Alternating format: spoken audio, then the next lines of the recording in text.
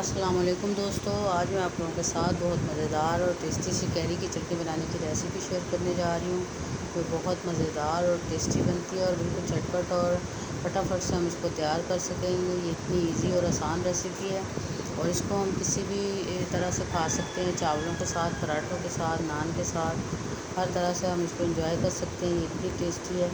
चलिए फिर अपनी आज की रेसिपी को शुरू करते हैं। बिस्मिल्लाहिर्रहमानिर्रहीम। और ये चटनी बनाने के लिए सबसे पहले मैंने ये 2 कैरियाँ ले ली हैं और इन 2 कैरियों के बराबर जो 2 कैरियाँ और थी उनको काट के अच्छी तरह से ये एक बाउल सा तैयार कर लिया, एक प्याला छोटा वाला, और इस तरह से इनको मैंने काटा है।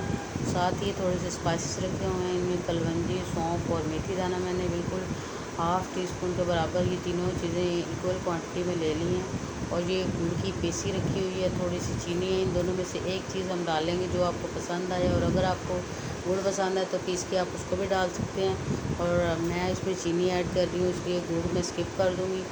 और सबसे पहले ये तीनों स्पाइसेस इनको 2 टेबलस्पून ऑयल के साथ अच्छा सा हम फ्राई कर लेंगे और इतना भूनेंगे कि इनमें से अच्छी सी खुशबू आने लगे। इसी खुशबू का सारा टेस्ट है इस चटनी के अंदर, इसलिए इसको अच्छी तरह से बस हमने थोड़ा सा फ्राई करना है, सौते करना है, ताकि अच्छे सा इसमें से जो इसका रस है वो हमारे आम की चटनी के लिए बिल्कुल अच्छा सा निकल आए।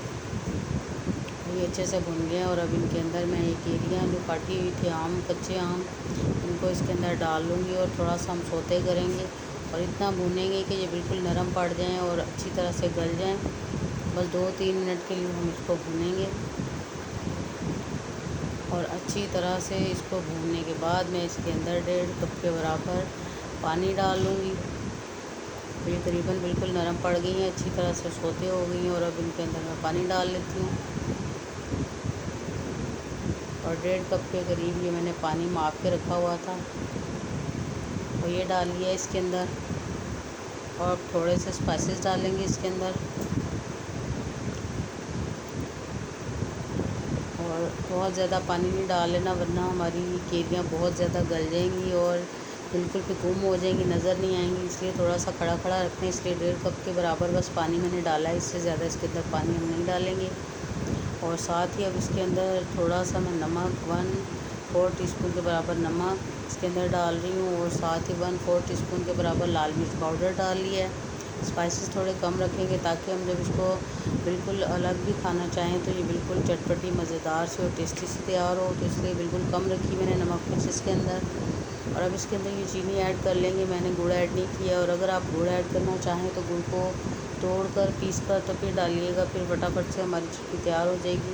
और अब 1 पिंच के बराबर मैंने इसके अंदर फूड कलर ऐड कर लिया है और फूड कलर ऐड करने के बाद इसको अच्छे से मिक्स कर लेंगे और इसको इतना पकाएंगे कि बस ये फटाफट से गाढ़ी हो जाए।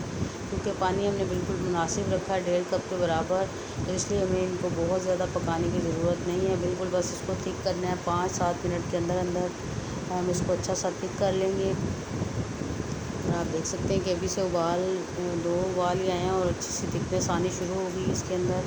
और अब ये मज़ीद 5 मिनट के अंदर अंदर कितनी गाढ़ी हो गई है और ठंडा होने के बाद भी इसमें थोड़ी सी थिकनेस आ जाती है, तो इसलिए ये करीबन अब बिल्कुल तैयार हो गई। इससे ज़्यादा हम अगर थिक करेंगे तो ठंडा होने के बाद ये और थिक होती है तो फिर बहुत ज़्यादा थिकनेस आ जाएगी।